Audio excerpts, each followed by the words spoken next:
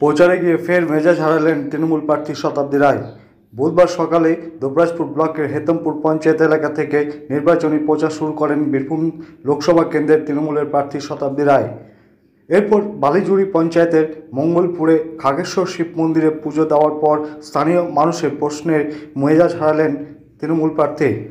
স্থানীয় সূত্রে খবর, বালিজুড়ি পঞ্চায়েত এলাকায় কী উন্নয়ন হয়েছে, সেই সঙ্গে জলের ট্যাঙ্কে বরাদ্দ হওয়া টাকা ফেরত গেল কেন সহ একাধিক প্রশ্নে মেজাজ হারালেন বিদায়ী সাংসদ। এতটাই উত্তেজিত হয়ে পড়েন শতাব্দী রায় যে তিনি নিজের দলের লোককেই ইডিয়েট বলেন। তার এই বারবার মেজাজ হারানো নিয়ে বিরোধীরাও কটাক্ষ করতে চায়নি। আর কিছু বলবো না, আর কিছু বলবো। ঠিক আছে, উনি উত্তর দিয়ে দিয়েছেন, কি দিয়েছিলেন উনি, কি দিয়েছেন সে উত্তর আমাকে দিয়ে দিয়েছেন, আর আমার কিছু বলার নেই। আমি বললাম যে আপনি যে এই কাজগুলা করেছেন তো তার কোনো প্রচার নাই কেন, দলের লোকে প্রচার করে না কেন যে আমি এই কাজগুলো করেছি? তাহলে কিছু না, আমি ওইটাই জিজ্ঞাসা করছিলাম। আমার আসল কথাটা আমাকে বলতে দিল না। আমি মন্দিরের জন্য কিছু বলতে চাইছিলাম, মন্দিরের জন্য কিছু বলতে চাইছিলাম, কিছু ঘটেনি, আর কিছু ঘটেনি। ও বলতেই পারে, বয়স্ক লোক, দিদির মতন লোক, বলতেই পারে।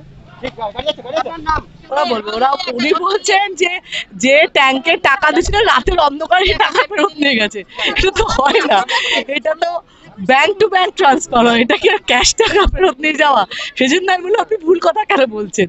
তো উনি এসছেন, বলছেন না আমি ওটা মানে করতে চাই না, আমি কি বলেছি বলছে। আমি ওর সাথে কথা বলবো, এটা আপনার জন্য নয়, ঠিক আছে? আপনারা দেখানোর জন্য তো আপনারা বিশাল করবেন, কিন্তু আমি ওনার সাথে কথা বলছি, উনি এসছেন আমার কাছে। যার মেজাজই নাই, হারানোর প্রশ্নও নাই। ওনার কি মেজাজ হারানোর? মেজাজ, মানুষের মেজাজ তো ভালো কাজে লাগা উচিত। 15 বছর ধরে সাংসদ থেকে উনি কি করলেন বীরভূমের মানুষের জন্য? স্বাভাবিকভাবে এতদিন কোনো জায়গায় দেখা পাওয়া যায়নি। বীরভূমের মানুষ বলেছে দিদি তোমার দেখা নাই রে, তোমার দেখা নাই। গ্রামের কোনো মানুষ তাকে দেখতে পায়নি, অথচ উনি বলেছেন যদি আমাকে দেখতে চাও তাহলে আমাকে ভোট দাও। ভোট নিয়েছেন, আবার দেখাও দিয়েছেন, তাই আবার দেখা দিতে গেছেন, ভোট চাইতে গেছেন। সুতরাং এই সময় মানুষ তাদের চাওয়া পাওয়া, মানুষ তাদের অধিকার বুঝে নেবেন।